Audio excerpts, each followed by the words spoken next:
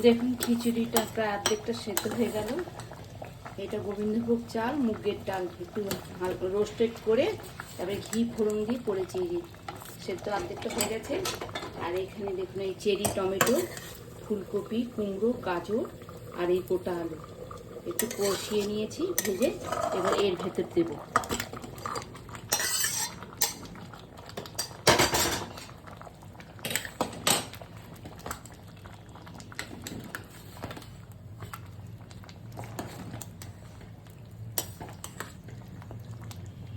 আর উপর থেকে একটু জিরে আর তেজপাতা রোস্ট করে রেখেছি,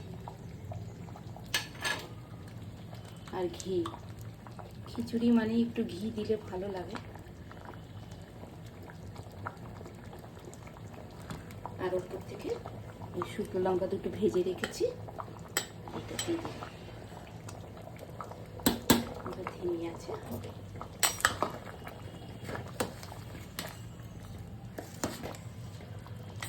নিরামিষ খিচুড়ি, একদম পেঁয়াজ রসুন কিচ্ছু পড়েনি, খালি আদা বাটা আর জিরে, রোস্টেড জিরে।